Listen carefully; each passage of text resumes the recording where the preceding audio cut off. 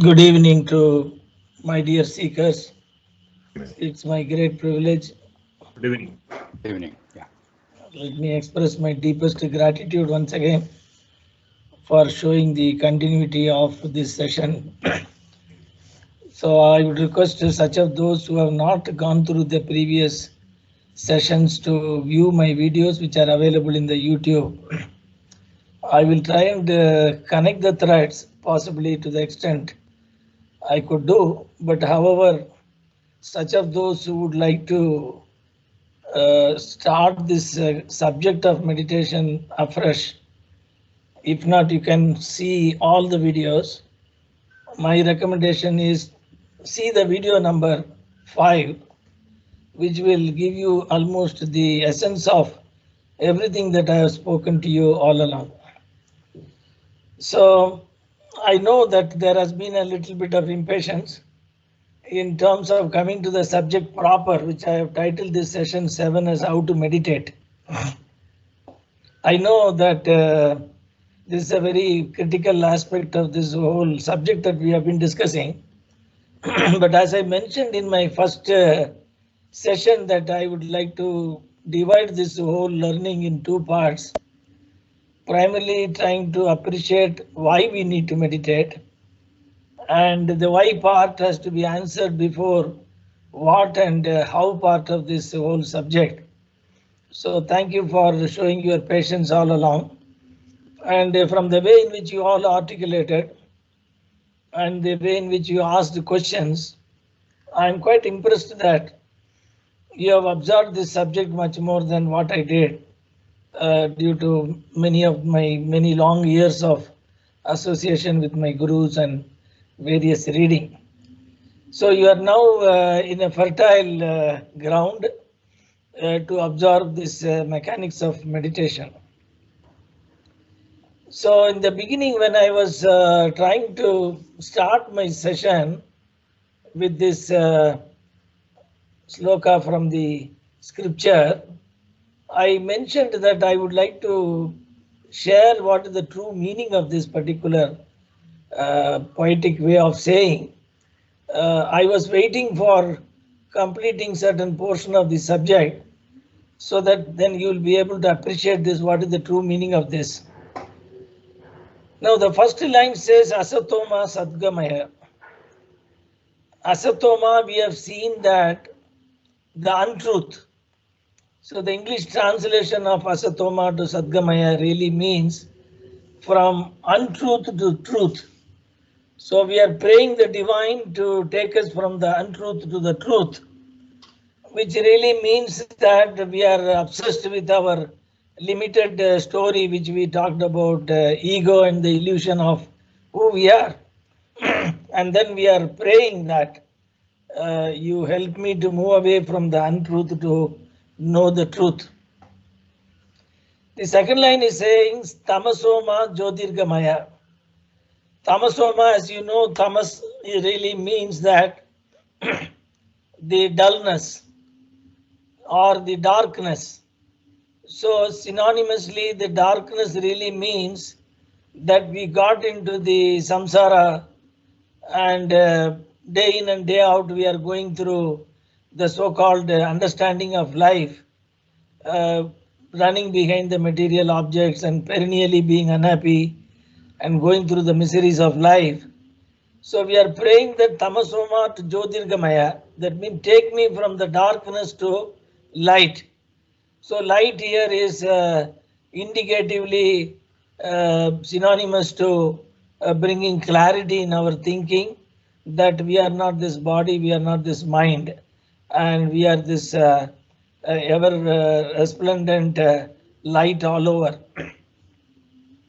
The third line says Mrityoma Amridam Gamaya.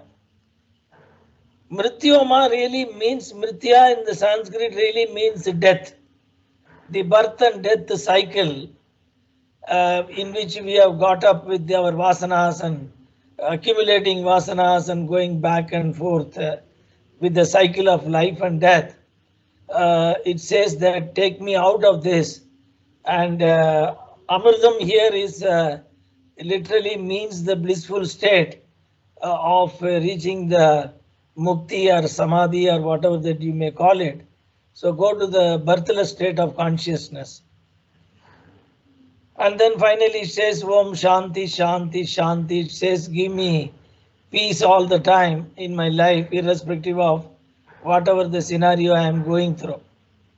So when you start your meditation and you end your meditation, repeating this slokam is always recommended with the meaning in your back of your mind.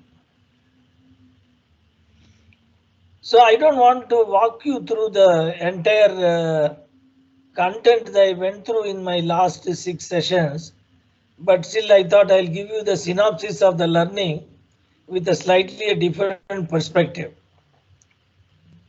So we have seen the concept of karma leading to vasana, vasana leading to the cycle of expression and coming back and forth as a human being is the basic essence of all that we have so far discussed.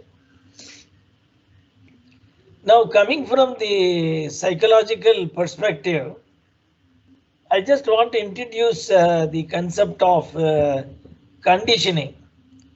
So what do you mean by conditioning? So when we are born as a small child with our only the vasana package, but our brain did not have any content. But over a period of time from our childhood, 0 to 7 years of our childhood, we went through certain kind of experiences, as you could see in this illustration. Experience could be a dog must have chased you, or the social roles and norms that must have been shared by the parents, and operating conditions in which we have grown, seen someone smoking, etc., etc. There are a variety of inputs have come through our this current life, with which we have created certain level of content in our memory, and thereby we have formed certain personalities and fear and apprehensions, which is really running our life.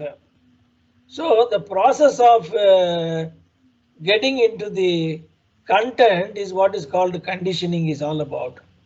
For example, practicing a religion is a conditioning, because conditioning essentially happens by someone repeatedly saying, I am a Hindu or a Christian.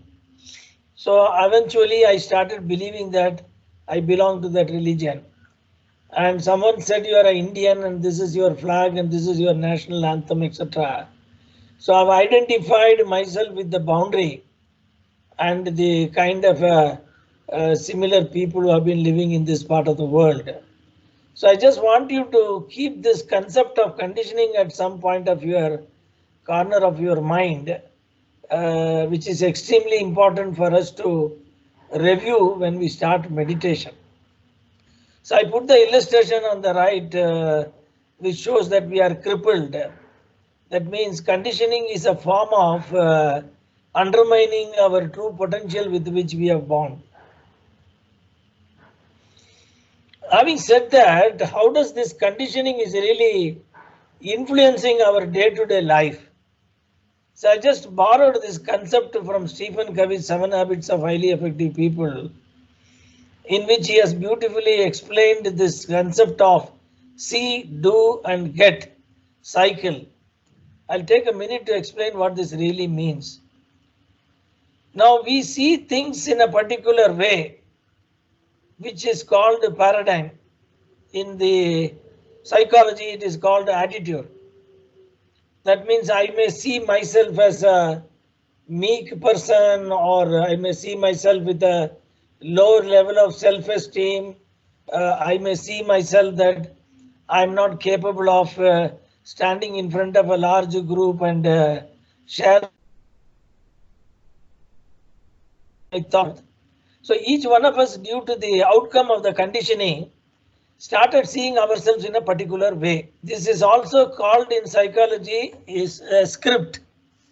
A script is nothing but an unwritten program, which is an operating system that is working in me, which is constantly driving me to behave in a particular way. So this is an intrinsic part of myself. So my C is really manifesting in the form of a do. That means my behavior is manifesting from the way in which I look at myself. Probably when I see someone who is an authoritarian figure, I may look very weak and meek in front of them because my self-esteem is low, so I behave in a particular way.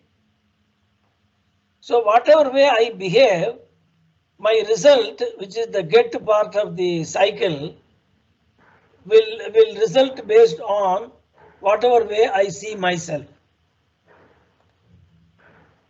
So in other words, let us say if I feel that I see myself as a poor public speaking person, then that's the way I see myself.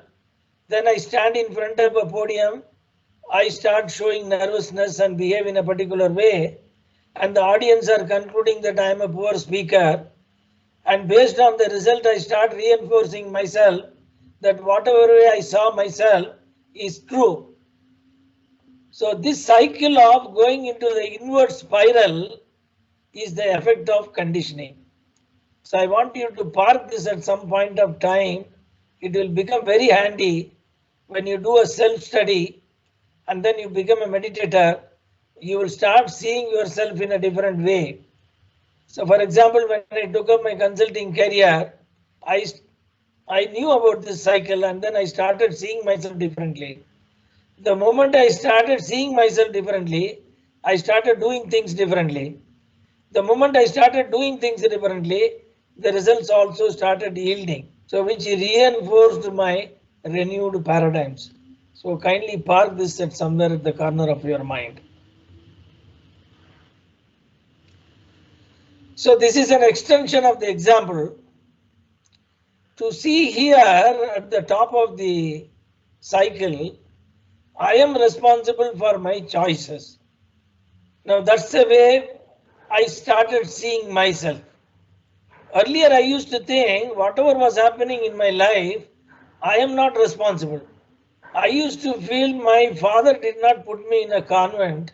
He sent me to a vernacular medium school and hence I am not good in English. So then I cannot speak well in English. So that is the way I was seeing myself. That means everything that is happening in my life, I started blaming someone else outside me. So that's the way I used to see myself. For example, I was very short-tempered and I used to put off people by making very critical statements. So I felt that others are all don't do things rightly. So I am always better than them. So seeing always leads to a do behavior. The moment I started thinking I am responsible for my own choices, if I'm not good in English, I want to learn English. If I'm not good in spoken English, I want to improve it. If I'm not good in my vocabulary, I started referring the dictionary and trying to develop my own vocabulary.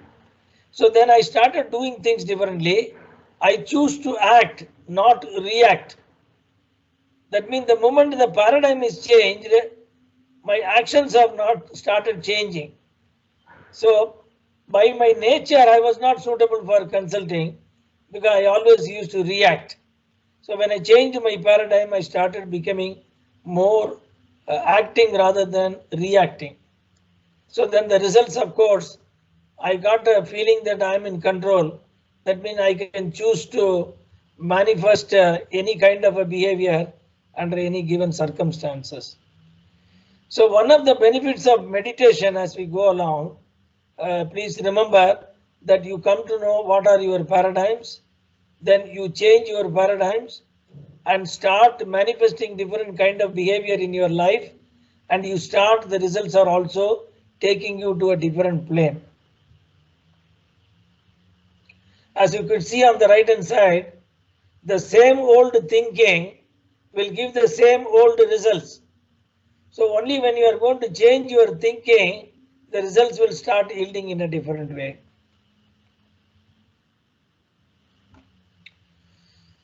So Viktor Frankl, I would strongly recommend you to read his book, The Man's Search for Meaning. He wrote a wonderful book after he was released from the Nazi camp where the Jews were all put under gas chambers and being killed in Germany. He was one of those Jews who were put under this kind of torture in the Holocaust. He says the forces beyond your control can take away everything you possess except one thing, your freedom to choose how you will respond to the situation. I'll read it again for you. Forces beyond your control can take away everything you possess except one thing, your freedom to choose how you will respond to the situation. That means when the choice is made by you, you will see an entirely different kind of life situations emerging for you.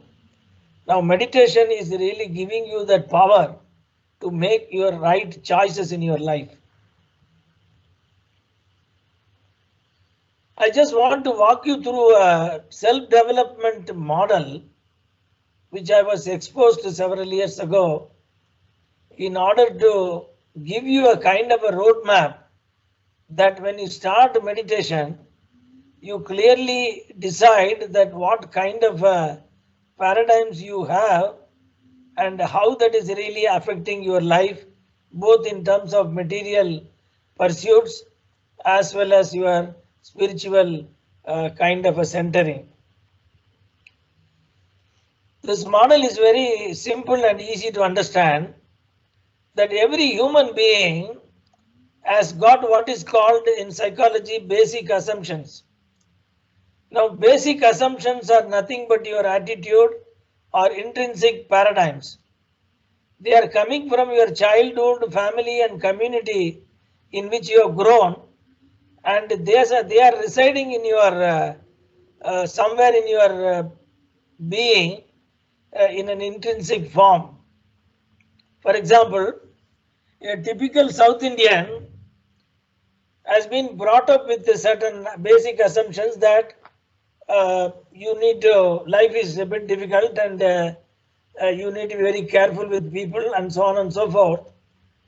Yes, kind of a pessimism has been implanted right from the childhood for a typical person like me who has grown up during my young age.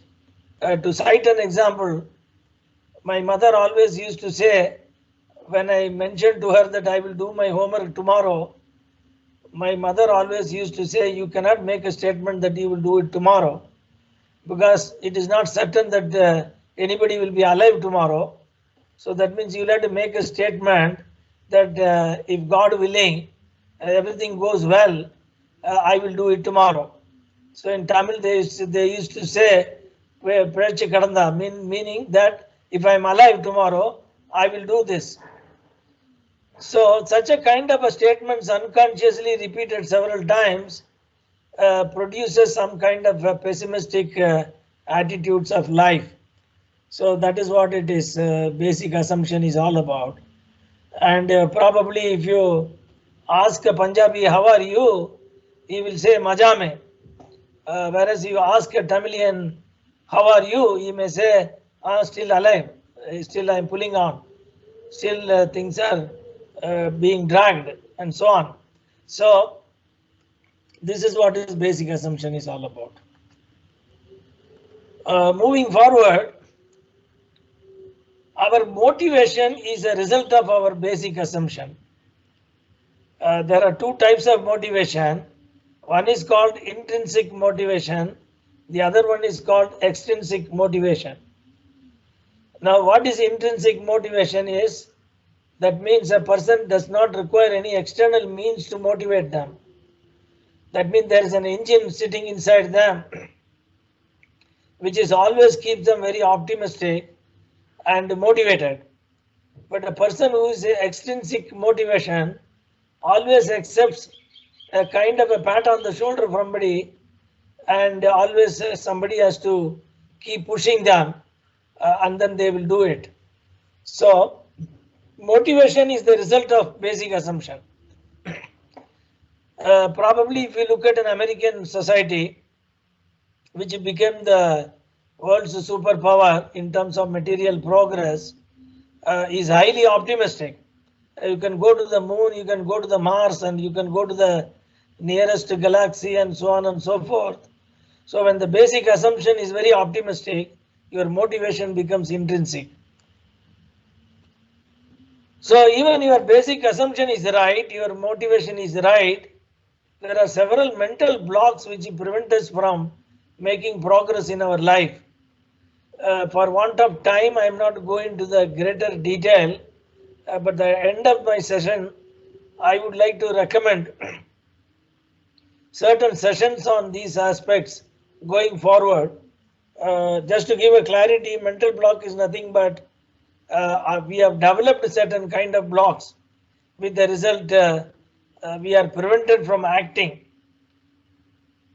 So when everything goes well, the final explicit behavior what we see from a person, from which we conclude that he is a negative or a positive person and so on and so forth, is coming from the hidden part of him, which is the basic assumptions, motivation and mental block. So when you are going to undertake meditation as your life's self-development instrument, I want you to appreciate what are your intrinsic aspects that you want to work on. Going forward, if you all agree, I will help you to carry out a self-assessment test for you, from which you can figure out what is your basic assumption, what is your motivation level, and what are the mental blocks you have. I can help you to figure that out outside the current session that we are discussing. Moving forward, Buddha brought an interesting concept with an elephant analogy. So what Buddha says is, if the illustration shows here, there is a mighty elephant which is all powerful physically and emotionally, and a tiny guy is sitting on top of it, thinking that he is controlling the elephant. The elephant keeps on obeying to him, going right, left, and sit down and get up and so on. It appears that the mahout is absolute under control. Buddha uses this analogy very beautifully, that like the elephant in this case, there is a huge elephant sitting inside you. That elephant is what actually I showed you in the previous slide. Your basic assumptions and your motivation engine and your mental blocks and the whole kind of a script that somebody has written and all kind of asanas with which you are born, etc. That is the elephant.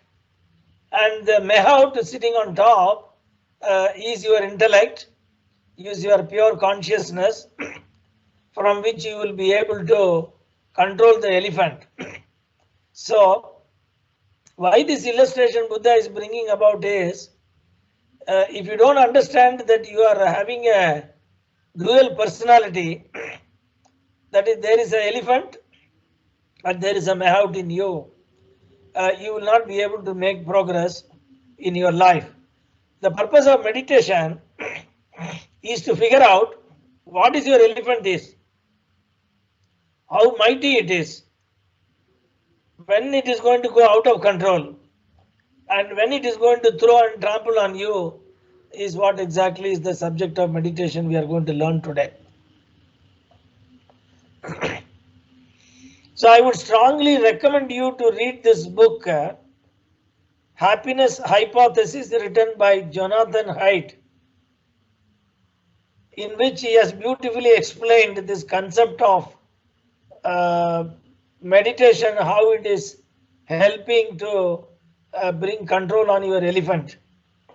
Now, if you see on the left hand side in the illustration, the rider is nothing but your consciousness, verbal thinking of your brain, etc., which is the high-end neocortex from which you will be able to take right decisions in your life.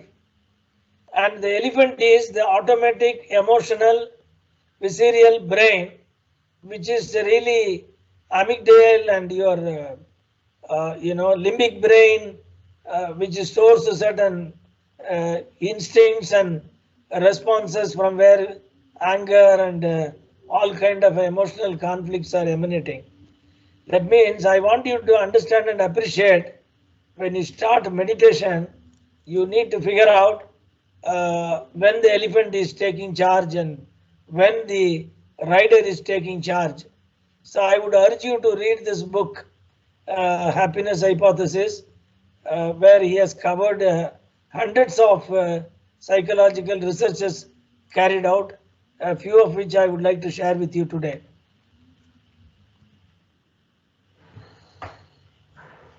So I just took some few kind of quotes from his book. He says, for what the flesh desires is opposed by the spirit, and what the spirit desires is opposed to the flesh. For these are opposed to each other to prevent you from doing what you want. This is what Saint Paul has said. I will repeat it once again.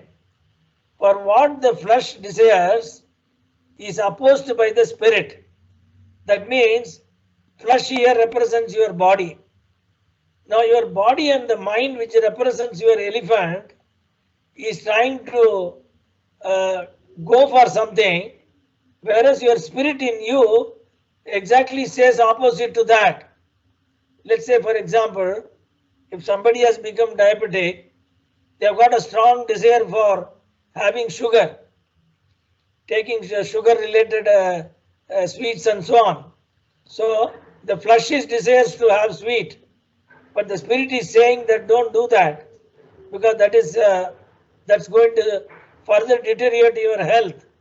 So that means within us there is a conflict, and if you have got a blood pressure or having a heart ailment, doctor prescribed it not to have fried food, but you are having a more craving for what you have been asked to avoid. So that's what Paul is saying, for what the flesh desires is opposed to the spirit, and what the spirit desires is opposed to the flesh. For these are opposed to each other to prevent you from doing what you want. So what Saint Paul is saying, that we are going through this constant conflict between the elephant and the mahout, and finally we are not able to go in the right direction we want to go. And Benjamin Franklin, one of the greatest scientists as well as a thinker, he says, if passion drives, let reason hold the reins.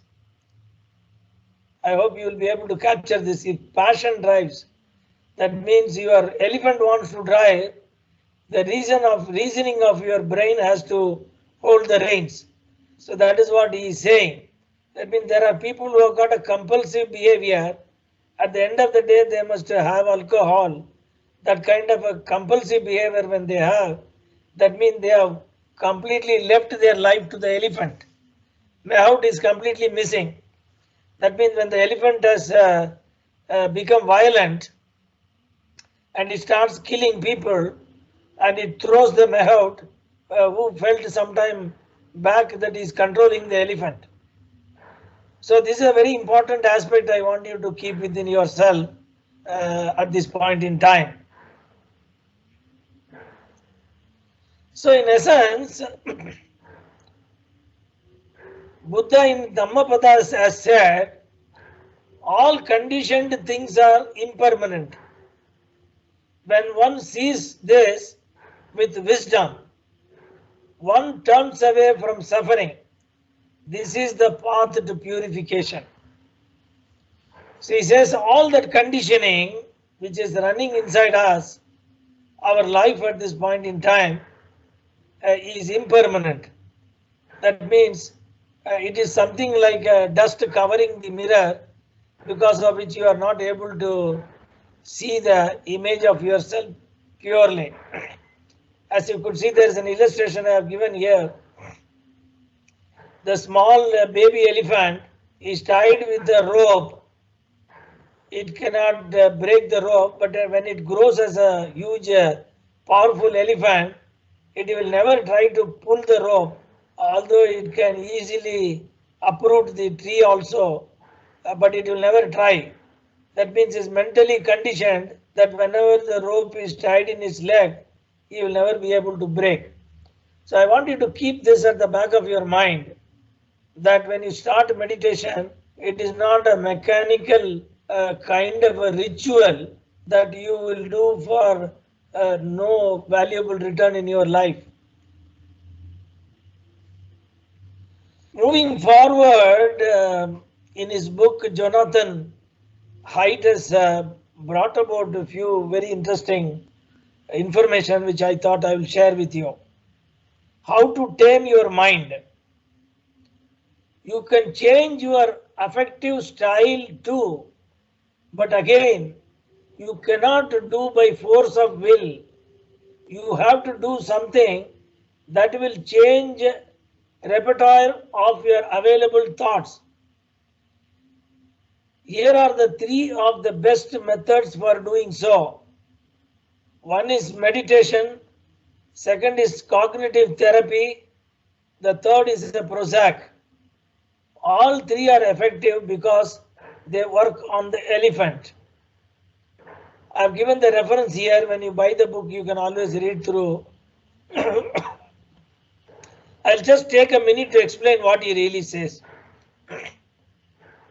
So you can see the cover page of this book. There is an elephant, there is a mahout sitting on top of it. You can change your affective style too. That means if you are getting angry without any kind of a control, that is what he is calling it as a elephant sitting inside you driving to certain type of behavior.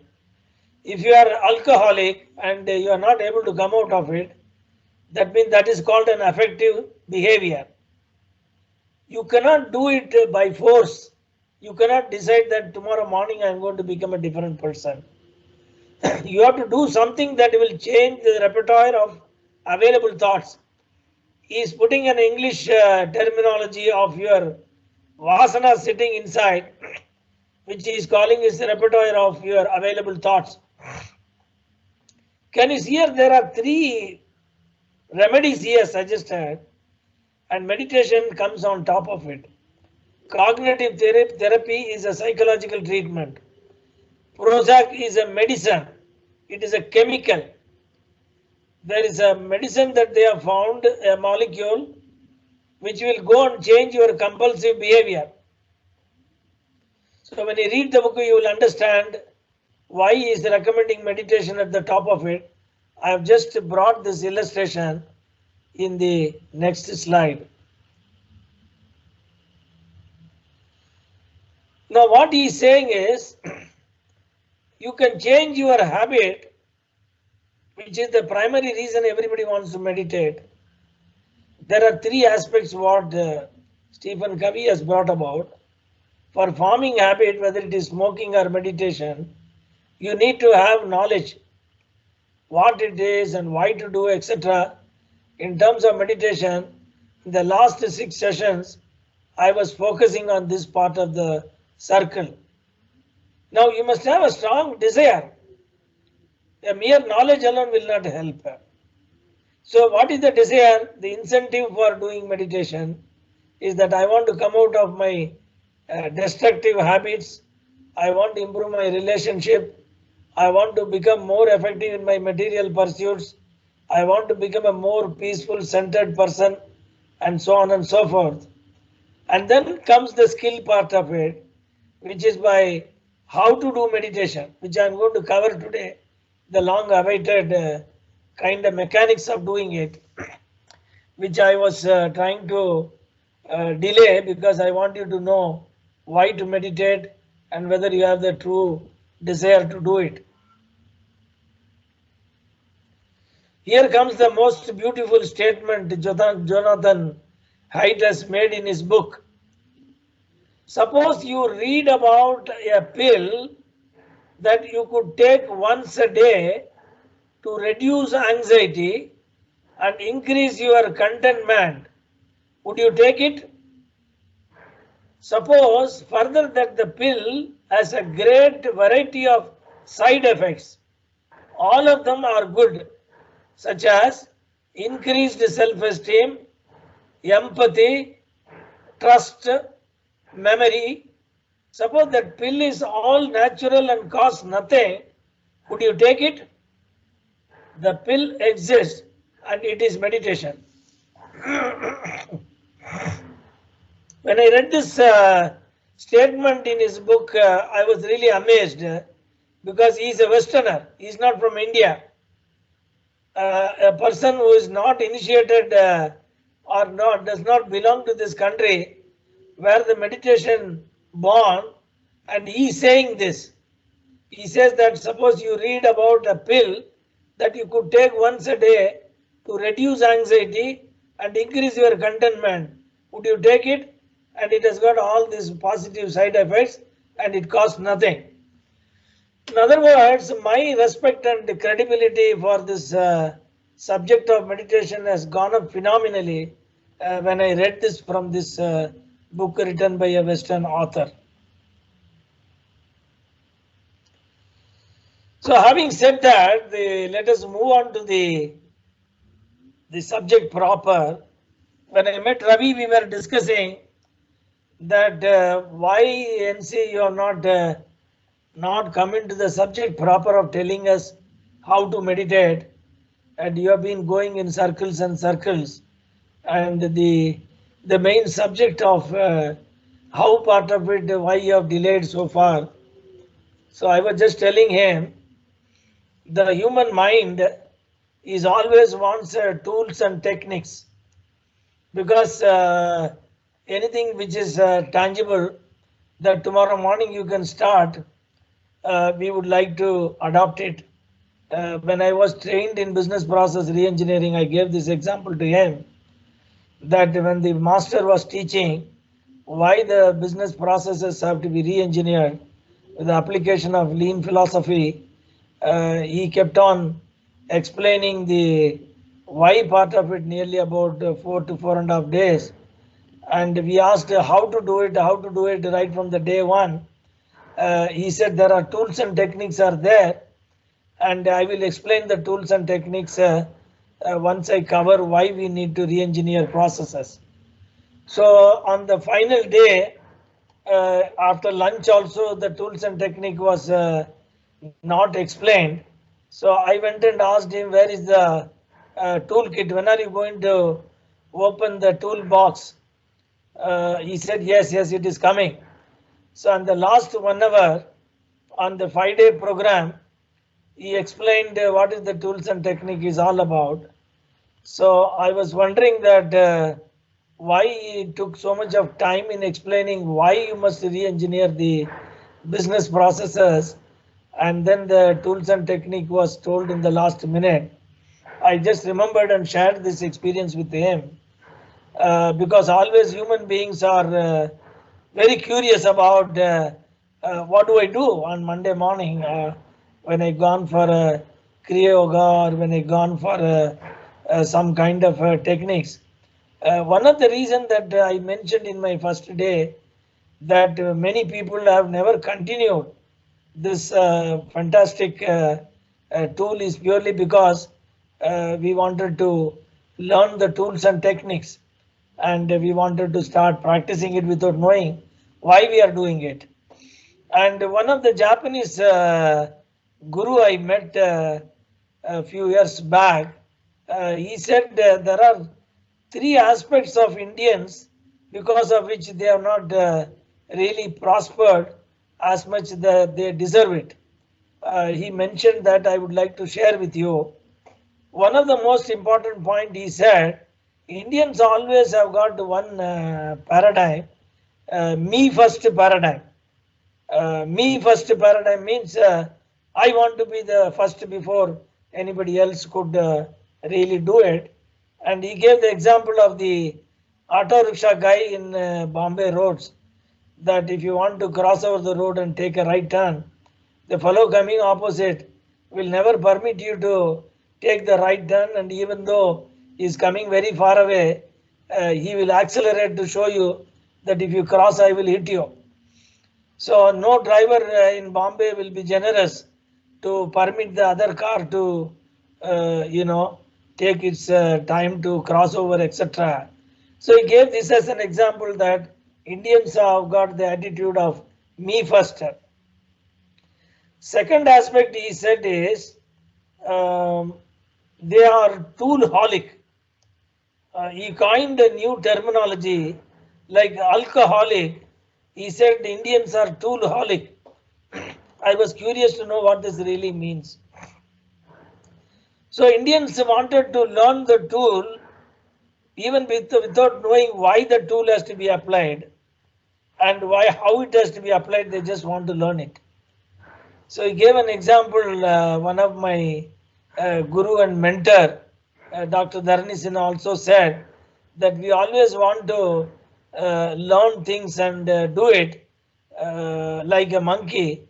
Like a monkey wants to learn a new trick and do it, learn the trick and do it. So we wanted to become tool-holic. He said that Six Sigma is a tool and Lean is a tool, and we keep on killing one after the other tools. ISO 9000 is a tool and so on. So we become tool-holic. That means we get addicted to the tools. So that's one of the reasons that I thought that I will tell you the mechanics of doing the meditation in my last session. Here we go. So if you really want to prolong your practice of meditation, my first recommendation is create a meditation room in your house, in probably a preferred place or a corner where you will create that ambience. I have just put the photograph of my meditation altar, where we created a kind of ambience that the vibration levels gradually starts becoming better and better over a period of time. So try to create a meditation room, or at least if you don't have that big a house, at least create a meditation location in which you will continue to meditate every day. Second, your meditation seat is a very critical and important aspect of continuing meditation. There are several reasons why the seat is important. Because every time when you meditate, you only sit on that seat. As you could see, there are specially designers seats are available in Amazon and various other kind of media. So you may like to go for it. Or this is the seat I made for myself in my house, in my meditation room, which is I don't permit anyone to sit on this. Because it's only meant for meditation. So the sanctity of the meditation seat is very important and critical. So you may like to, depending upon your affordability and interest, you can create a meditation seat. Because if you are not physically comfortable, you will not be able to meditate properly. Then how to sit for meditation? It is extremely important that your vertebra is at 90 degrees to the ground. That means it's extremely important the life energy is flowing through your vertebra without any obstruction. So initially you may find it difficult to sit vertically in a position like this, but over a period of time you will cultivate that habit of sitting like this.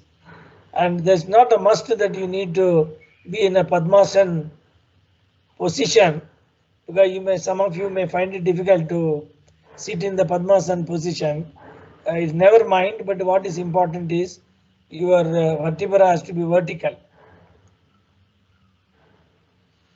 So there are certain postures which are not recommended, as you could see here.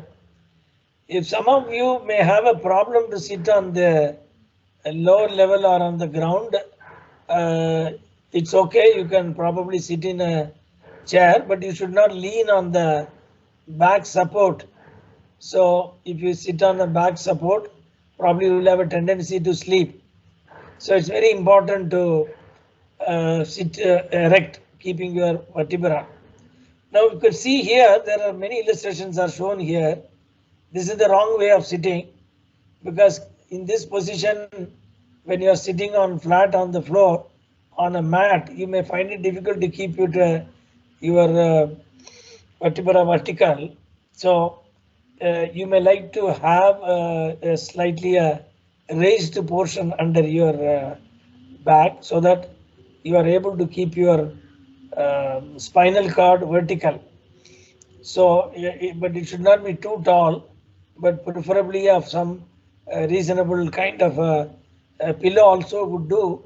But I would recommend, there are special shapes of these seats are available.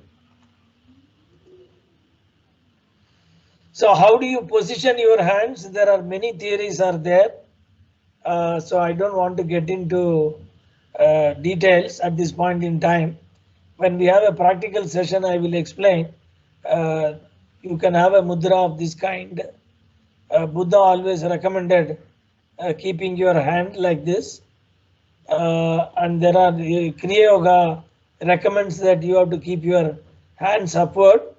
So if you would have seen Sadhguru's one of the video, he explains that how your breathing pattern changes when you keep your palm facing down and keep your palm facing up. There are several reasons why this position is recommended. So when we meet for the practical session, I will explain in greater detail. So then, whether you keep your eyes open or eyes closed, for the initial stages of meditators, it is always recommended to close the eyes, and there may be a danger of you are going to sleep, but you will overcome it over a period of time. And how do you keep your gaze? You move your eyeballs in such a way that you are gazing the Kutastha Chaitanya. You know, this particular position between the eyebrows is called the sixth chakra, which is also called Kutastha Chaitanya. Christ consciousness, what they say in English in the West. So it's also believed that this is your third eye. That means doesn't mean you have one more physical eye here, but it is your intuitive eye starts opening up, bringing you greater perspectives of your own self. So initially you may find it difficult, but going forward gradually you will see the difference. The moment that you move your eyes and gaze your Kutastha Chaitanya, you will always find the mind is getting quieted. So how to start meditation? I just giving you some initial steps, but my recommendation is don't try from tomorrow, because we will have one practical session in which I will give you a guided meditation, and then I will also recommend the various paths that you can choose. Based on that you can decide how you want to go about. So how to start the meditation? The first step is offer your prayer to your Ishta Devata. That means you may have a god or a goddess. From childhood you must have been praying. So you can offer the prayers without asking for any favor. You just offer your prayers to the Ishta Devata. Then say mentally, I am not this body, I am not this mind, I am not this intellect, I am the Atman, the life force in me everywhere. Aham Brahmasmi, Tattvamasi. So I will explain why we are saying this mentally initially, which will become a very mechanical way of saying, but over a period of time, it will start gelling in your being. And then surrender to your Guru by saying Jai Gurudev, which is the Guru that you want to follow, and focus your gaze between your eyebrows, which I explained as the third eye, and start observing your breath, inhale and exhale.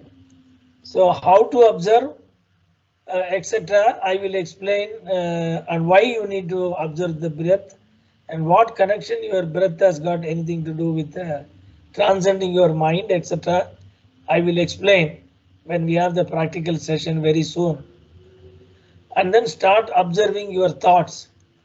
Now, this is the most difficult part of meditation for beginners.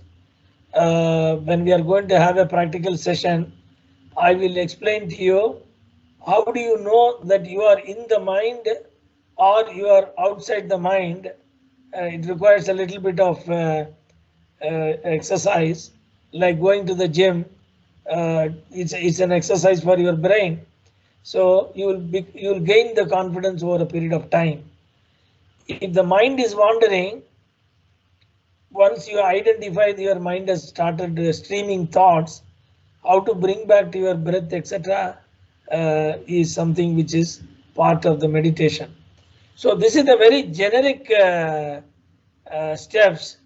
Of course, if you follow different gurus, there are different kind of guidance are given. So when we meet personally, I will explain what are the merits and demerits of different path I followed over the period of time in my life. So that is what is the theoretical explanation of the meditation. As you know, that you would have taken only 5 minutes for me to cover this, and if you would have done this in the first session, probably you would have become toolholic for a while and then you would have discontinued. Now you know the power and why you want to do it, it will become much more clearer. I just want to show you a video right now.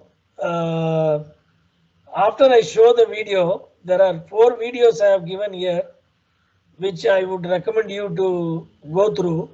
I will play one of them right now and then take some questions from you.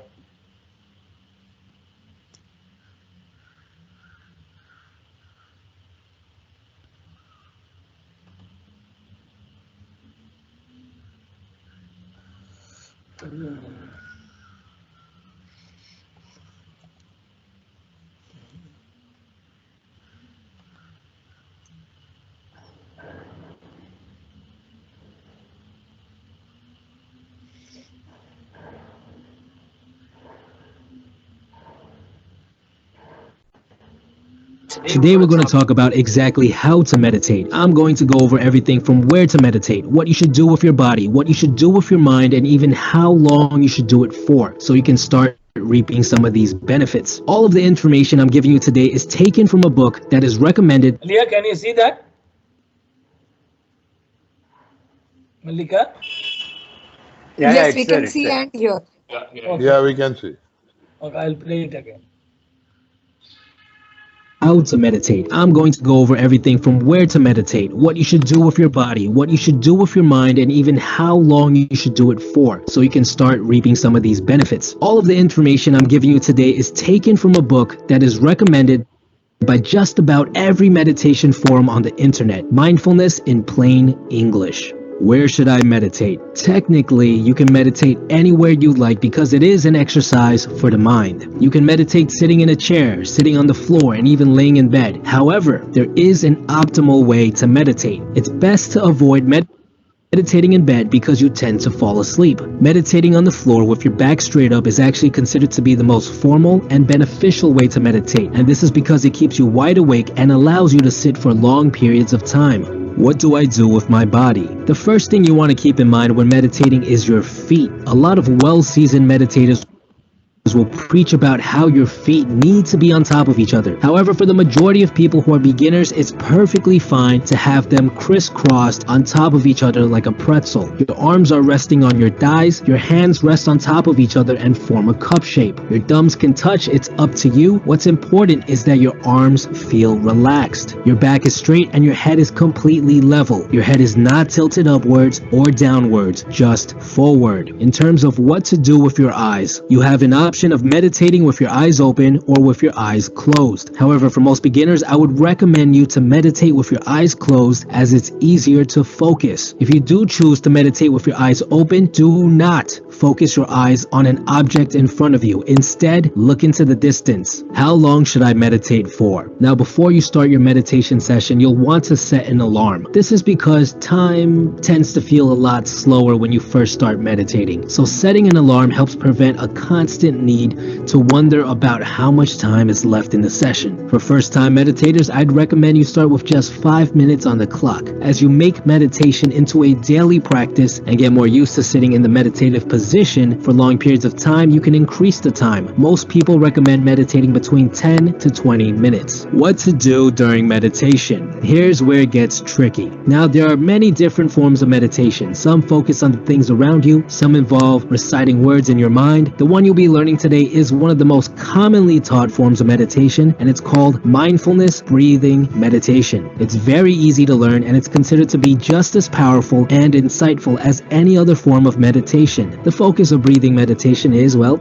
you guessed it, on your breath. First, you want to make sure that you're breathing through your nose. Then all you have to do is focus all of your attention on your breath. Observe the way the air feels as it flows through your nostrils. Observe the way your breath transitions from inhale to exhale. Observe that little pause between those two actions. Observe every single aspect about the way it feels. Do not judge it. Do not criticize it. Simply observe. What you'll quickly notice is that thoughts will start appearing in your mind and will distract you from this simple task. What should I cook for dinner? Maybe I should order takeout instead. Wait, I'm trying to lose weight, so I shouldn't, or should I? When you notice your mind wandering like this, simply pull the focus back to the breath. This is how you train your mindfulness muscle. Now, most people who meditate for the first time will find it extremely hard to focus on just the breath for even a couple of seconds. They'll find themselves lost in thought quite often. This is totally normal, so don't criticize yourself if it happens, which it probably will. All you have to do is simply bring your attention back to your breathing. A good trick that I personally use to quickly bring my focus back is to focus all of my attention on the little bridge between inhale and exhale, that little pause where your body transitions during its act of breathing. While meditating, try as hard as possible to avoid moving. Itches and urges to fidget will arise throughout your meditation session. This is normal. This is to be expected. Simply bring your focus back to your breath and the feeling will eventually go away. And that's all there is to it. It's a very simple exercise. What's important to note is how often you work on it and how much time you put into it. By making it a habit, you'll notice that you'll be able to have your entire focus on your breath for longer and longer periods of time. Think of this as your mindfulness muscle getting stronger and stronger. How often should I meditate? In order to really start seeing the benefits of meditation, you should meditate on a daily basis. My routine is 10 minutes a day, every single day when I wake up. Some people like to do it twice a day, like Arnold Schwarzenegger, who does it 20 minutes a day when he wakes up and 20 minutes right before he goes to bed. As long as you make it into a daily habit, that is the most important factor.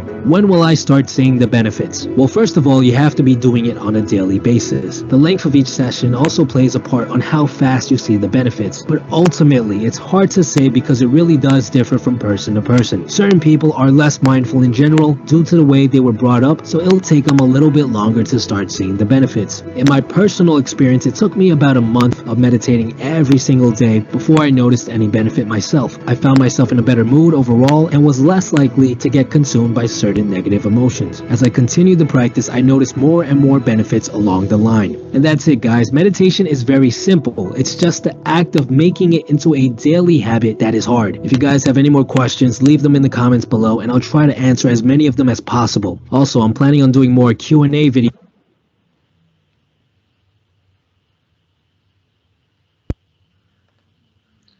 I'll play the next video and then I'll take some questions.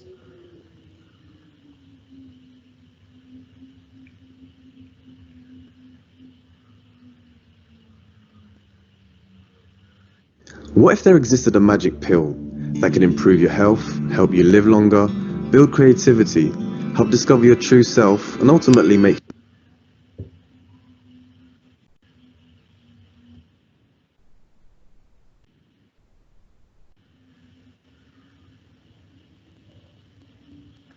you happy?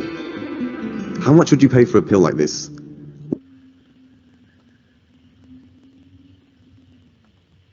What if there existed a magic pill that can improve your health, help you live longer, build creativity, help discover your true self, and ultimately make you happy? How much would you pay for a pill like this? What if it were free? Well, that pill exists, and it's called mindfulness. We have, on average, 60,000 thoughts a day. Now, the trouble is, most of the thoughts are either about the past or worried about the future. Our minds can often be our worst enemy, and negative thought patterns can lead to stress, anxiety, depression, and in turn will affect our physical health. To demonstrate how little control you have over your mind, try this. Close your eyes and think of a blue lion. Can you do it? Now do it again, but this time, close your eyes and think of a blue lion, and only of a blue lion for 1 minute. Don't let any other thought interrupt. I bet you can't. Why is that? Well, it's the nature of the mind to wander. And you will notice that as soon as you attempt to concentrate only on the blue lion, within a few seconds another thought will pop into your mind, like, this exercise is silly, I'm hungry, or what is this all about? It's because our mind never ceases to throw random thoughts our way. Mindfulness helps us to take back a little of that control. It helps to develop tools, allowing us to not only notice these thoughts as they appear, but also allow us to choose the way we respond to them. Imagine standing in front of the dog with a bone in your hand, waving it left to right. Then throw the bone. What will the dog do? Now imagine standing in front of a lion, again waving the bone in its face, and then you throw it. What do you think the lion will do? The lion might attack or might not. The point is the fundamental difference between the mind of a lion and a dog. The bone represents all of reality to the dog. The lion can see beyond the bone and has a choice on how to respond to the situation. Who is the king of the jungle? Who is the king of the inner jungle? The brain is a muscle and it can grow. Just as our muscles in the body need to be exercised, so do the muscles in the brain. Mindfulness is like doing a set of mental push-ups. As a thought enters your mind, this is the beginning of the push-up. The completion of the push-up is 1. Being aware of the thought without judgment, and 2. Bringing your attention back to the breath. It's that simple. The next thought that pops into your mind is the beginning of the next mental push-up.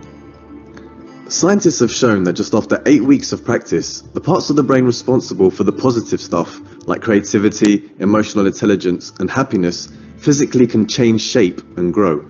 The amygdala, responsible for the fight or flight mechanisms related to stress, depression, and addictive behaviors, actually shrinks during this time. The scientific evidence is so strong now that mindfulness is being employed in places like Google, Bank of America, the US Marines, and the National Health Service. More profoundly, simple mindfulness exercises can give you a new lens in which to see yourself and the outside world without the ego, and also your relationship with the present moment. It has nothing to do with religion, and it's helping us to enjoy life, be happy, and ultimately allow us to help others. Visit renaissancepodcast.com to find out more.